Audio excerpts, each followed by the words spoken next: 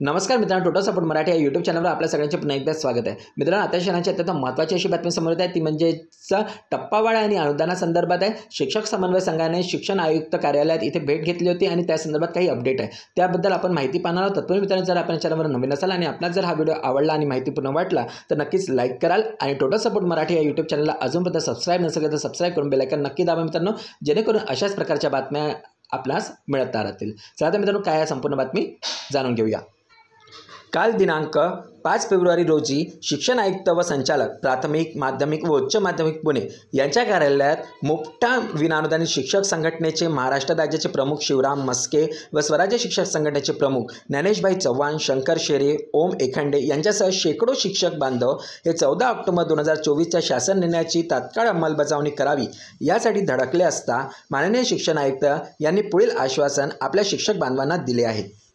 पुणे येथे शिक्षण आयुक्तालय अंशतः अनुदानितच्या शेकडो बांधवांनी 14 ऑक्टोबर 2024च्या शासन निर्णयाची तात्काळ अंमलबजावणी करा या निर्णयातील ज्या दोन मुख्य अटी आहेत त्या म्हणजेच 2024-25ची संचमान्यता तात्काळ वितरित करा तसेच टप्पावाढ अनुदान आदेश तात्काळ वितरित करा या मागण्यासाठी राज्याचे आयुक्त शिक्षण श्री डॉक्टर सचिंद्र प्रताप सिंह यांनी श्री संपत सूर्यवंशी साहेब संचालक माध्यमिक व उच्च माध्यमिक व श्री शरद गोसावी साहेब संचालक प्राथमिक व उपसंचालक श्री श्रीराम पानझाडे साहेब यांना आपल्या दालनात बोलावून घेऊन तब्बल 1 तास बैठक घेतली असता प्रशासनाला 7 दिवसाचा वेळ द्या।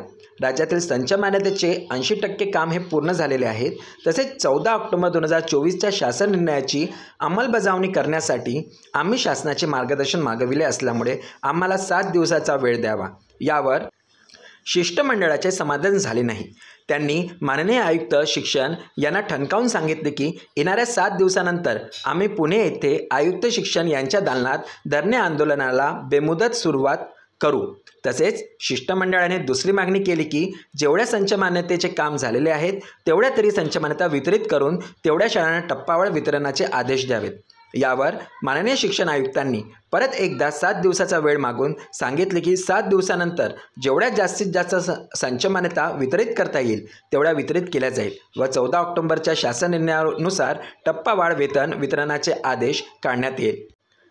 तर मित्रांनो, संचमान्यता आणि टप्पावाढ संदर्भात 7 दिवसात जर माननीय शिक्षण आयुक्त व संचालक यांनी जर निर्णय केला नाही तर 10 फेब्रुवारी 2025 पासून शिक्षण आयुक्त कार्यालय पुणे येथे धरणे आंदोलनास सुरुवात करण्यात येईल याची शिक्षक बांधवांनी नोंद घेण्यास सुद्धा शिक्षक समन्वय संघाकडून सांगण्यात आलेले आहे।